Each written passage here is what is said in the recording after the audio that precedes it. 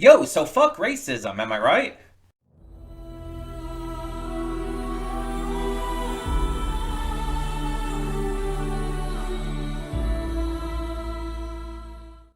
Hey everyone, welcome to Princess of Gay. I'm your host, Connie, and today we are going to be reacting to the penultimate episode of at least this season of Dan to Dan.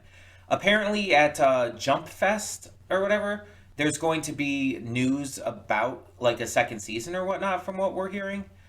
And honestly, with how well this is done, there's definitely going to be more. But yeah, we're also going to take the moment to talk today about fucking racist cunts. Because if you didn't hear the controversy that has erupted over social media, most notably Twitter, in recent days, let's go over that shit show, shall we? So, there is an artist on Twitter.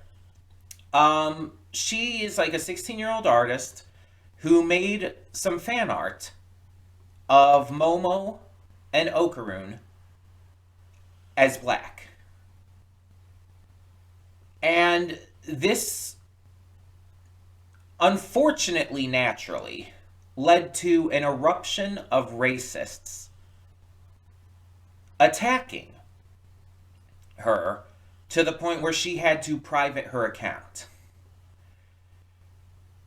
And this came from multiple sources, a lot of people just, being racist about it and using, slurs and everything. But apparently there was also like a couple, I think, Japanese people who complained about it. A couple of which also used extremely racist language, by the way. So it's like their arguments don't even matter in the first place. But their entire argument was like it's disrespecting the medium and it's in and of itself racist to Japanese people. And it's like, shut the fuck up. It is not. That is not what is going on here. You're just making up controversy and uh you're making up things to be offended by. Cause there's actual racist shit happening in the world. Against Asian people, against Hispanic people, against black people, against all of these races. And you're going to attack a 16-year-old artist for drawing fan art of two characters as black. Here's the fucking thing. Blackwashing does not exist. It is not a thing. Do you know why whitewashing is? It's because of intent. Whitewashing is a thing because of the intent behind it. The intent that artists use when they whitewash a character, if you've noticed, when you see this art of like Mirko from My Hero Academia or Nessa from Pokemon being whitewashed, the artists will always put in the caption on those tweets and stuff, fixed. Like, I fixed her and stuff like that. They whitewash these characters as a way of being racist, as a way of saying that they fix the character by making them non-black. And with Mirko especially, by the way, I've seen, like, I've even seen this done where she's been, like, turned Asian. And it, again, says the same thing. Fixed. It's like, I made her better and stuff like that. And it's like, that's racist. You are specifically saying that she is lesser because she is a person of color. And that's that's basically what's going on here with like these comments and stuff. Like outside of the ones that are even just blatantly obvious with like again the slurs and everything. These people who are saying it's disrespectful to the medium to change the characters black, you're basically saying that they're, less valid because they're being portrayed as black. You're being fucking racist. And on top of this, two of the VAs from the show decided to change their PFPs to match the Okarun and Momo in that art. In as a sign of support for this 16-year-old artist.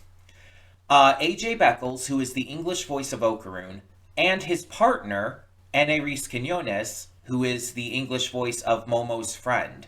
I can't remember her name right now, but um, the one whose phone Turbo Granny stole.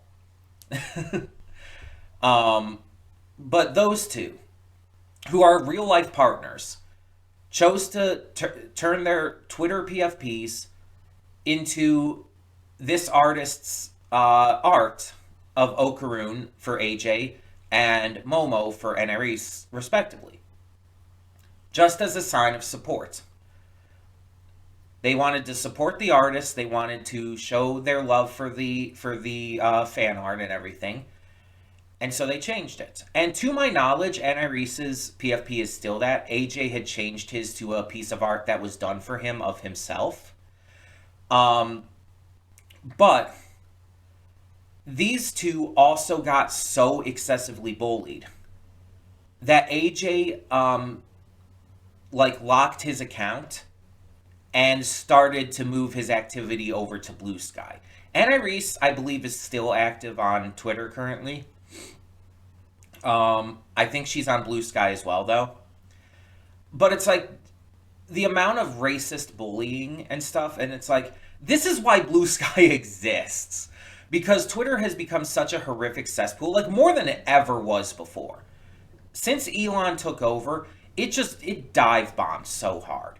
The only reason that I'm honestly still even on it is because some of the companies and YouTubers and etc. that I follow are still either more active on Twitter than Blue Sky or only on Twitter still. And I follow specifically for them. But that's really why I'm still on Twitter. I prefer Blue Sky. It's so much nicer there. It's so much more respectful. Though Blue Sky has been getting a huge influx of bots and spam accounts and stuff lately. It sucks, but... And here's the fucking, like, funniest, horrific part about this. Is that after AJ moved over to Blue Sky and everything, there's a good amount of, like, these racist assholes who followed him over there. Oh, isn't that amazing? Now they're creating accounts on Blue Sky just to harass him over there. It just goes to show how fucking terrible these absolute cuntbags are. And I'm not mincing my words here. I'm not going to mince my words. When it comes to these fucking racist cuntbags, I'm going to call them fucking racist cuntbags. I'm not going to hold back. Like, they don't deserve for me to hold back. It's so fucking infuriating to see this shit. To see this 16-year-old artist to just absolutely bullied to this degree on the platform. And then when she is supported by two of the English voice actors, to have them be absolutely bullied to this horrific degree, it's just like, that's just not okay. There's nothing about it that makes that okay. So I'm sorry I'm talking for so long just about that, but it's like, this is kind of a big deal. And I want to say that because of this entire shit show that's happened, I've made an interesting decision with today's reaction. Today's reaction of Dan to Dan will be in the English dub. We are going to be reacting to the dub for this episode, in support of AJ and Enerys and the artist and everyone else. We are supporting them in this case. So this episode, the penultimate episode of the season, is going to be in the dub. I know that might be confusing for some people. I know it might be like a little like immersion breaking when we've watched the rest of it in the original Japanese. And especially since we're going to be going back to the Japanese for the last episode as well. But I want to like show my solidarity for them with all this bullying and horrific shit happening. We're doing this in the dub today. AJ Beckles is a fantastic voice actor. Annie Reese is a fantastic voice actor, and neither of them deserve this hate they're getting for just standing up for an artist who also doesn't deserve the hate she's getting. And like I've met Annie Reese before at YomaCon. She's super nice, super friendly. I'm planning to meet AJ Beckles at EshoCon in January. I'm super excited for that.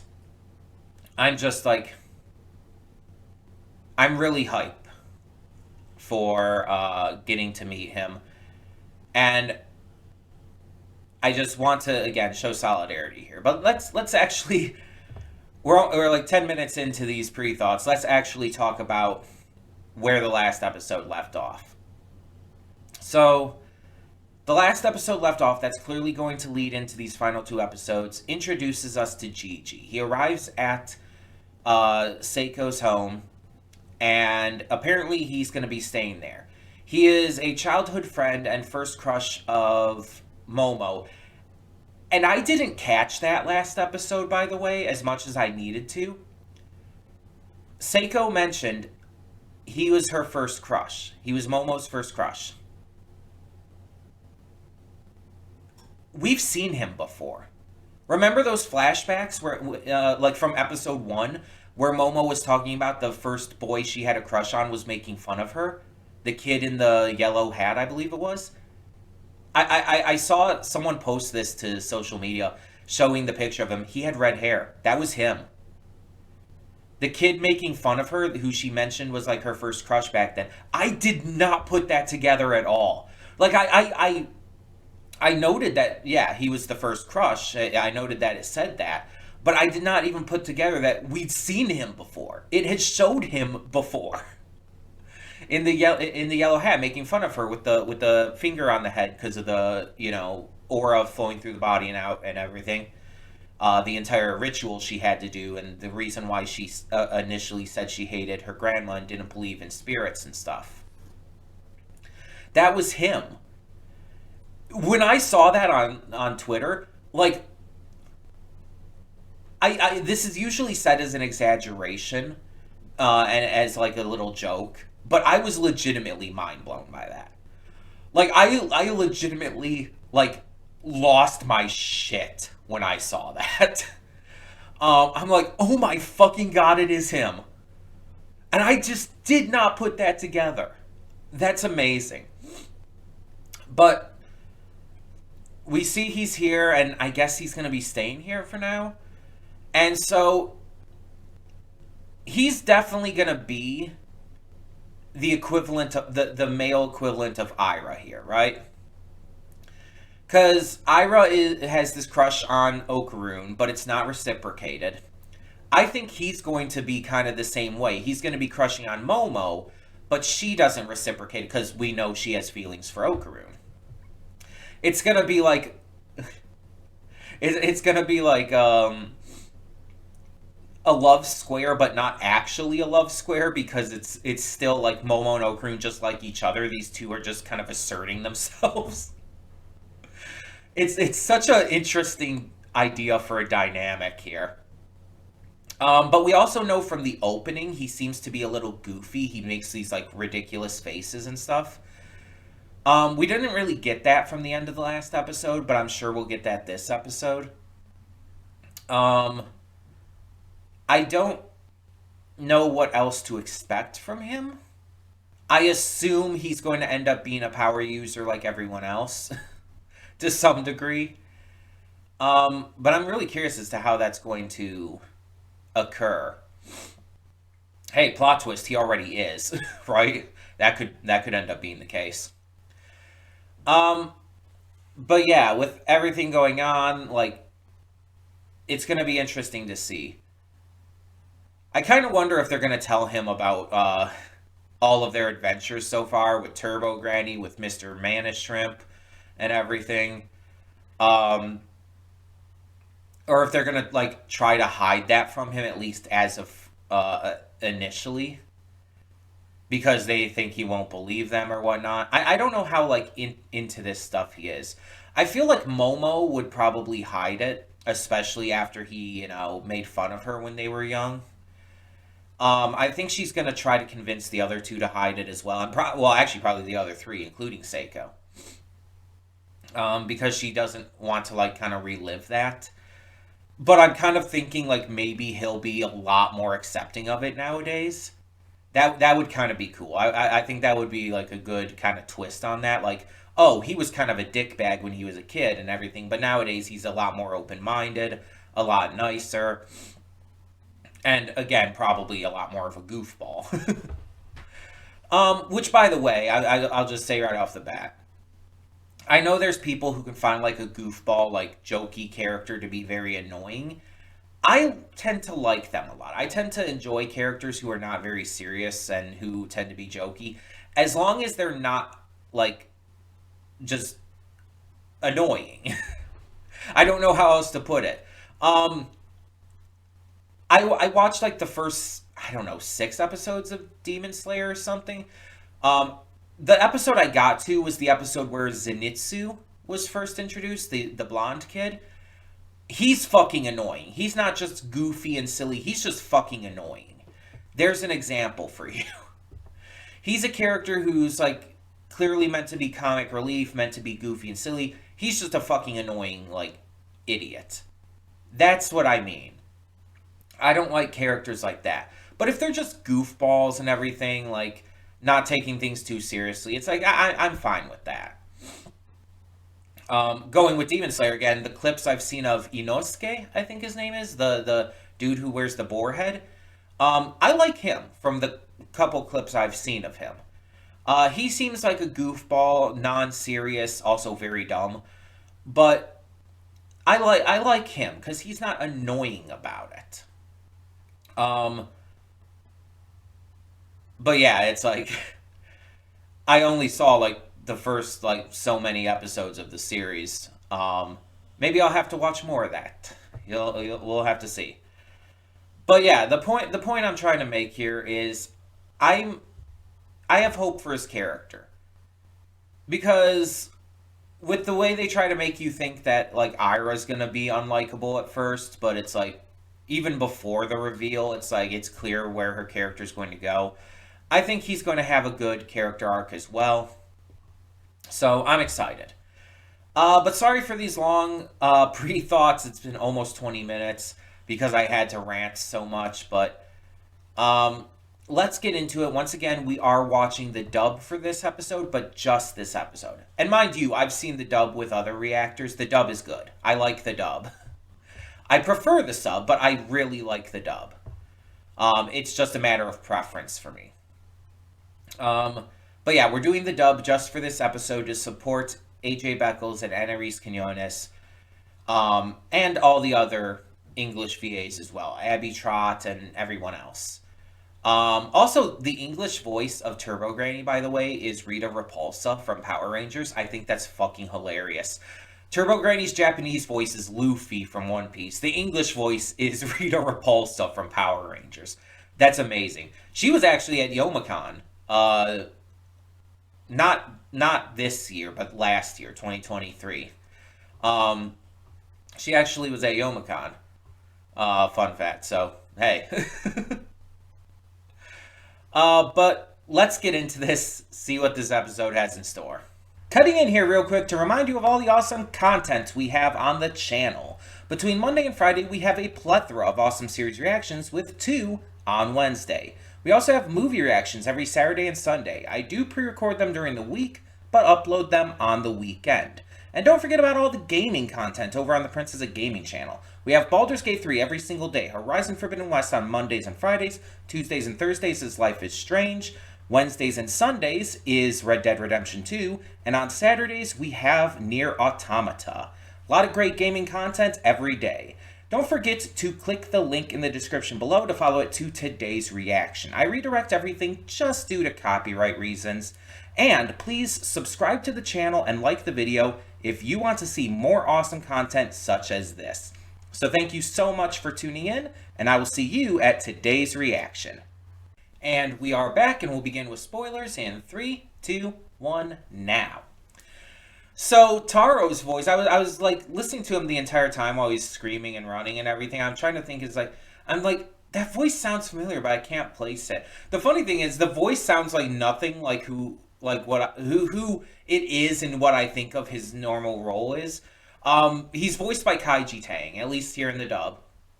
And Kaiji Tang, the role I know him for the most is Satoru Gojo from Jujutsu Kaisen. It's like, that does not sound anything like Gojo. I was thinking, you know who I thought it was this entire time? But I'm listening and it's like, is that him? I can't tell if that's actually him. It kind of sounds like him, but kind of doesn't. I was thinking it was Chris Sabat. Who's Kuwabara in Yu Yu Hakusho. He's Piccolo and Vegeta. He's All Might. All these voices. Watts from Ruby. A lot of different characters. Huge name. I was thinking it might be him. Because I thought it kind of sounded like him a little bit. But no, it was Kaiji Tang. And it's like, oh, hell yeah. Cool. Very different performance than what I'm used to with Kaiji Tang. But cool. I love that. Kaiji Tang is also Oxhead in Gentry Chow. So it's like, that's two now who are in Dan to Dan and Gentry Chow, because AJ Beckles is Michael in Gentry Chow. So, but yeah, this episode did a lot of real good stuff. Outside of Taro and everything, who was just like, okay, that was interesting, but then ended up being really sweet. And also, like, by the way, I was tearing up at that end part where Okarun was internalizing what Taro was saying to Hana. And it's like, it seemed like how it flashed back to when they first met and everything. It's like, that got me teary-eyed. It's like, holy shit. Because that feels like a good culmination for this season to end on. This season closing out, like, with Okarun, like, really realizing his love for Momo and, like, internalizing it more than ever. It's like, especially with the advent of Gigi coming in and everything. I love that. I think it's such a great way for this season to go out. I wonder how the last episode is going to, like, continue to touch on that and where it's going to go from here on out now. So, from what I'm gathering, Taro and Hana are probably both possessed by ghosts.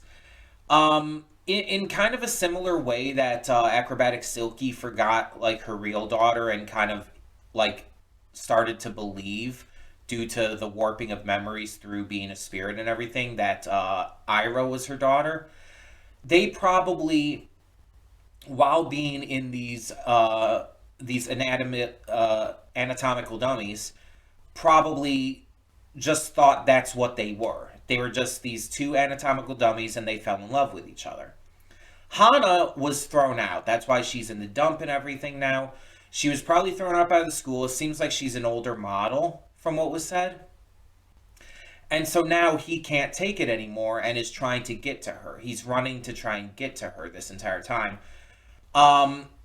Probably hasn't been able to do much of anything to do so until the golden ball thing happened. And that's why he's able to run and try to get to her now. And why he wouldn't let anything stop him. So that's really interesting in and of itself, because the opening doesn't really allude to that, to him at all. But I guess he's not an enemy, so that's why. But let's talk about Gigi. So Gigi, as we see here, is an absolute goofball. He is the goofiest of asses. And he is one of those characters who seems to not take much seriously until it's needed. And it seems like my theory was correct about how he would be a lot more open-minded nowadays, which I'm very happy for. I just felt like that felt like an obvious thing, considering I found out he was the kid from before, which was shown here. But I also like that when things do get serious, he gets serious too. He knows when to take things seriously and when to be a goof-ass. Because we see here, like, he'll goof around and he'll flirt with every girl around, but when things are, like, super serious, like, you saw how he went to protect her, even though she didn't need it. Like, he thought she was in danger. and he instantly went to protect her. Because, with all of the goofiness and like ridiculous flirtatiousness of him, he does genuinely care about her. And we saw that before with his interaction in front of the sink while they were doing the dishes and all, when he apologized for everything and actually explained why he was there. With his parents having gotten like very badly sick from his house being haunted, which I assume that's going to be the last episode because we didn't really continue to touch on that this one. But his parents got deathly sick, and he's come to be there, and yeah, he needs help dealing with this yokai, this spirit. And Seiko's basically just saying, I can't do it because of my pact with the local spirits. You have to do it, Momo. And we know Okarun will help too. Um, but I like how he's extremely serious during that scene and how his like apology is extremely genuine. He's a good kid. He's a genuinely good person. He's just a goof ass. And I think a lot of it might be overcompensation for his own fears, especially with what happened with his parents. Like, he's probably terrified. He's probably exceptionally terrified for his parents and from this spirit in general. He overcompensates by being a goof ass because it's a way to keep his heart, his mind safe from his own concerns, his own fears, his own, mental state. A lot of people do that in real life. A lot of people, like, when they can't handle certain stressors or various, like, negative mental and emotional issues with whatever's going on in their life, they tend to exaggerate a certain character trait or emotion or attitude in order to get through it, in order to make themselves feel better and safer.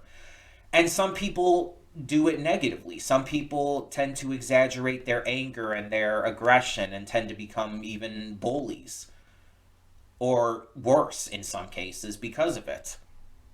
It's kind of like the entire idea of like some people become bullies to avoid being bullied themselves. In this case, it's people can become terrible to avoid facing terrible negative emotions.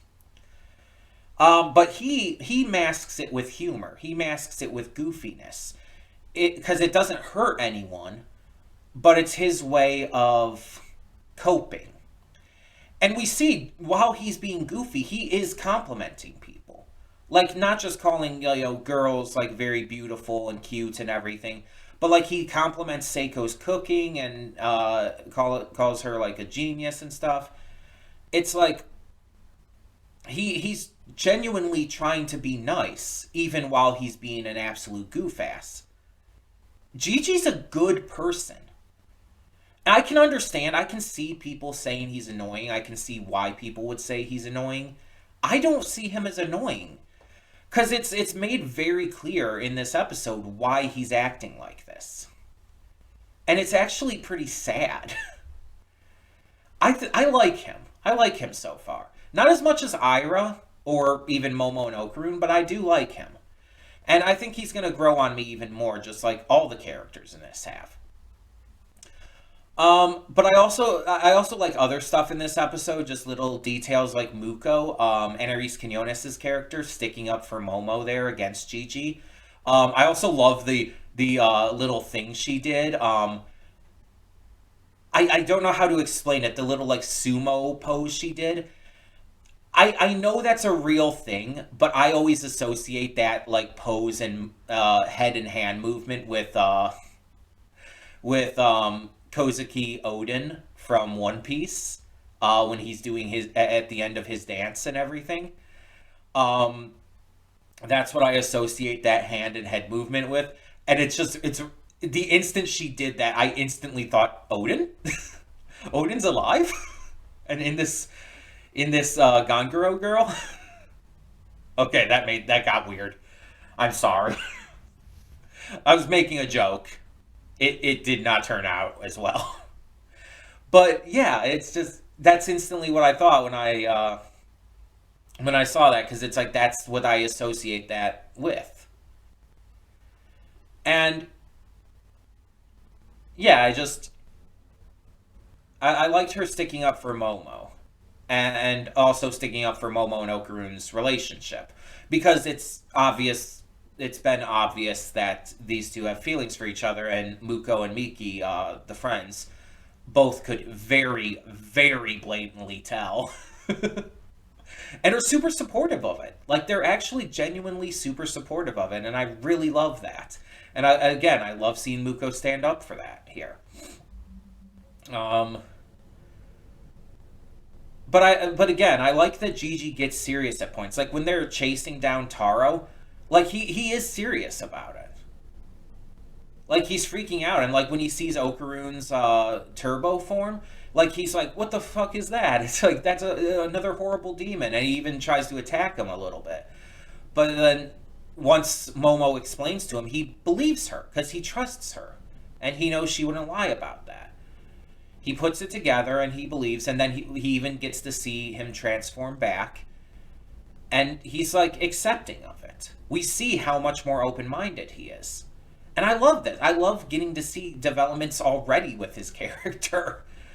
Um, yeah, I do really think I'm gonna end up liking him a lot. I mean, I already do like him, but a lot more. Um, he's the kind of character who I think is like this goof ass energy done right. And considering this show is just really good at goofy ass characters in general, I mean, because Ira's fucking goofy as fuck. It's like, I'm not surprised at this by any means. Um, Ira was great at the beginning of this, by the way. Her thinking Gigi is, another one of Momo's demon army or whatever. It's like, oh my fucking god, Ira. Like, I was serious though when I said she's becoming like she's becoming my favorite character. I'm completely serious with that. Like, she's overtaken Momo for me, and I still love Momo. I adore the shit out of Momo. I love all of these characters. They're so fantastic. The cast of this series is amazing. But Ira has become my favorite. I just love how ridiculously stupid she is. Sometimes that's all it takes. Sometimes you just love a character because they're a dumbass. And I love Ira for being a dumbass. I love her personality. I think she's adorable. She's funny as hell. She's absolutely great. And I love both the Japanese and English voice actors' performances for her. I think they both nail her character. Um, and going back to that, with what we were talking about in the pre-thoughts and all, obviously AJ Beckles is doing a fantastic job as Okarun, and Iris is doing a fantastic job as Muko, but everyone in this does a great job. Alex Lee as Gigi, he's like really, really great already. I love the energy he brings to this. I think he was just the perfect choice for this. Kaiji Tang as Taro in this was great, like a lot of screaming, a lot of yelling, and I think he really pulled it off. I feel like sometimes it's difficult to really pull off a good scream. Like the Dragon Ball Z dubcast really does that well, but which includes Chris Sabat, who I thought was Taro here for a bit. But Kaiji really, really nailed it as well. And he's a great VA. I mean, I love him as Gojo, so not a huge surprise. But um, yeah, I just think everyone was doing a fantastic job and deserve the love and recognition because this dub is fantastic. It's really good. Um, and that seems to be a very popular opinion. Like I've seen that a lot since this came out. People are loving the dub just as much, in some cases more, than the sub. And like I said, I prefer the sub. It's just a matter of just personal preference. But I love the dub. I mean, I'm glad and happy to watch this in the dub. I think this is one of those shows that is genuinely great with both. And so, yeah, I'm very happy to have watched that for this episode, and also for the specific reason that we did. Um, I'm not going to rant again about that here too much because we did that all in the pre thoughts, but Yeah, I stand by AJ Beckles, Enrique Quinones. I stand by the artist who drew the fan art in the first place, and all the other people who have been harassed over it. I've seen a lot of people who have like stood up for all three of them and have been harassed for it. I've seen people who have drawn their own fan art of Momo and Okaroon and other characters in even other shows and stuff as black and gotten harassed for it. And I'm sick of this shit. I'm sick of this racist bullshit. And so we reacted to this episode in the dub in support of AJ Beckles and Enrique Quinones, and just also in support of all of the English dub VAs and in general all the dub VAs out there in the anime sphere. But also in support of the artist and everything who just drew some awesome fan art. Which, by the way, I shared to the Discord. I shared to the Dan to Dan channel in the Discord. So if you haven't seen that and want to check that out, the art is in there. It's really great art, and the artist it deserves to be proud for it. And yeah, next week will be the last episode of this season of Dan to Dan. We will be doing the sub again for that just to finish this out. And I'm both very excited to see how this season ends and really sad that it is ending. Because this series has been phenomenal. Like, even with the one episode that I didn't think was good, it's like overall the series has still been phenomenal. It's absolutely fucking won me over. And I really can't wait for a season 2 because that's going to be fantastic. It's one of those shows that I'm just super hyped for when season 2 ends up coming. Like this, Hell's Paradise is one I'm still waiting for season 2 on, and so much more. I'm glad that there's so many great shows coming out. I'm really happy about that. But yeah, I'm excited to see how this closes out. And that's actually going to leave us off for the perfect timing too, because that ends off on the holidays. Which makes sense. It ends the core and everything. It's like when we come back in January, it'll be a different season. It'll be the winter season of 2025 for anime. So we're technically still in the fall season of 2024 in terms of anime seasons and whatnot, even though it's in actuality winter. But it's just how the seasons work. It's specific quarters of the year and all. But yeah, I'm interested to see how it ends, and I will announce next week what we will replace it with in this slot for the new year. Obviously, that won't be replaced until we come back from the break, but I will announce what that will end up being in the next episode. But in the meantime, tell me in the comments below, what did you think of this episode of Dan to Dan? What do you think of the dub? If this is your first time seeing it, or if you've seen / heard it before, or whatnot, what do you think of the dub compared to the original Japanese voice acting? Like I said, I love both. Both are fantastic to me. I just personally prefer the Japanese. And I think it's mostly because that's what I've been watching for the most part. But tell me your thoughts on that. And tell me your thoughts on the episode. Tell me your thoughts on Gigi. Because again, I think he's a character who very easily can be seen as annoying. I personally don't see him as such. I actually really like him. I want to know your thoughts, though.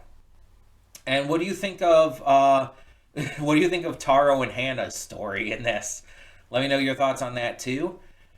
And thank you, as always, so much for watching. For now, I'm Connie, and I'm signing off. See y'all next time.